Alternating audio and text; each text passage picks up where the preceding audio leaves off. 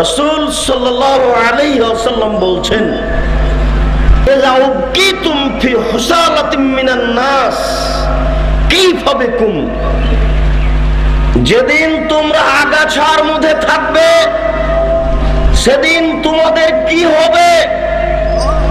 সমাজ হবে আগাছা। সমাজের মানুষ কোনো বুদ্ধিমান মানুষ হবে না, মানুষের শিক্ষা কোনো গ্রহণীয় শিক্ষা হবে না, শিক্ষাও মানুষকে পাপের দিকে টেনে নিয়ে যাবে।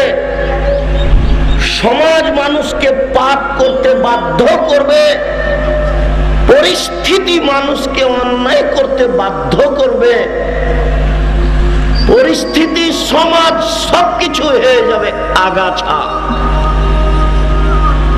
আবু মুসা, সেই দিন তুমি কি করবে? তো আবু মুসা বলছেন, ফামা তা'মুরুনি, আল্লাহ রাসূল আপনি বলুন আমি কি করব?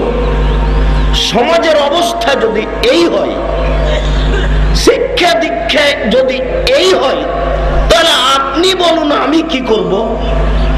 আল্লাহ রাসূল আপনাকে বলছেন, আবু মুসাকে বলেছেন শুধু এই কথা নয়, আল্লাহ রাসূল আপনাকেও বললেন কিয়ামত পর্যন্ত যত মানুষ আসবে আছে সমস্ত মানুষকে বললেন, আলজিম বাইতাক, বাড়িতে থাকো,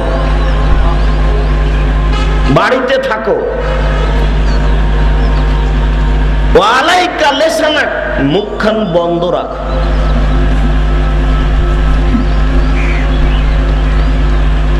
ওয়াইয়াকা বিখাসাত নাফসিক, নিজেকে গ্রহণ করো, নিজেকেই ধরো, ওয়াইয়াকা আম্মাতান নাস, জনসাধারণ থেকে বেঁচে থাকো, যেহেতু জনসাধারণ আগাছা। কাজেই জনসাধারণের নিকটে গেলেই তোমার ঈমান হারাবে, বাড়ি থেকে বের হলেই তোমার ঈমান হারাবে, মুখ দিয়ে কথা বললেই তোমার বিপদ হবে।